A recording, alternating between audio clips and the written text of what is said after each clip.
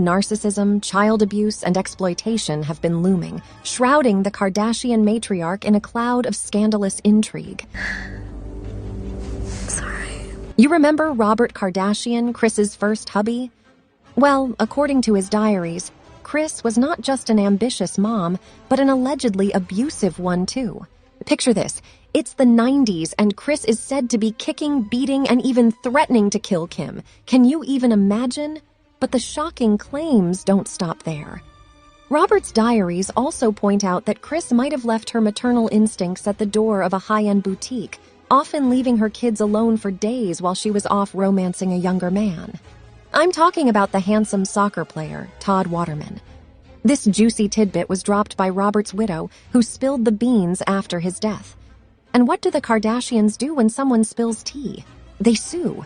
But here's the catch. They sued for property, not slander. If you ask me, it's all quite suspicious. An expert dishes out some thought-provoking insights into how Kris Jenner's alleged narcissistic behavior has impacted her daughter's romantic relationships. And trust me, the evidence is all over the red carpet. Consider Kim post-Kanye. She's clearly having a fashion breakdown, confessing she's at a loss over what to wear. Now, it might seem trivial, but it's not just about clothes. It's about identity, self-esteem, and the consequences of being raised in the shadow of a potential narcissist. And just when you thought it couldn't get any worse, we're hitting you with another bombshell. A 9-year-old Chloe being told by her mother that she needs a nose job.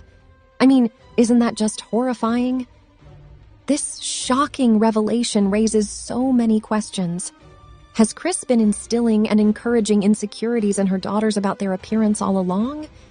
Could this be the root of their obsession with plastic surgery, body alterations?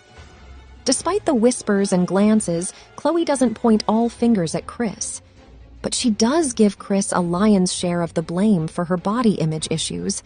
It appears that the mother's influence is so strong, it seems to have shaped her daughter's self-perception, even to the point of going under the knife.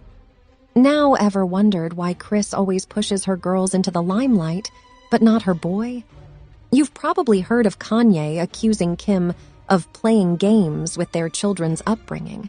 But he wasn't just targeting his ex-wife. He took a swing at Kris Jenner herself, vehemently opposing his daughter's grooming to follow in their mother's footsteps. Chicago is either going to be a blessing or she's going to be a problem. And I feel that Hulu and I feel like Kris are trying to turn her into a problem. And I love Kris Jenner, but come home to Jesus. If you serving Christ, I'm serving you.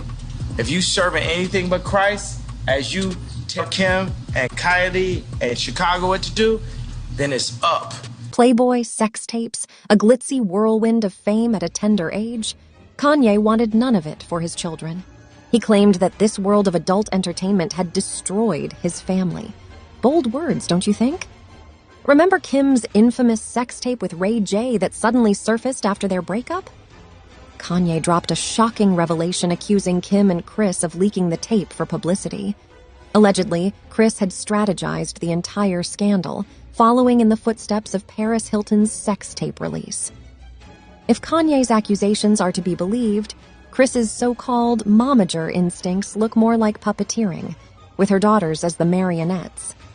Meanwhile, it's interesting to note that Rob Kardashian, Kris's only son, has always been more behind the scenes in the Kardashian empire.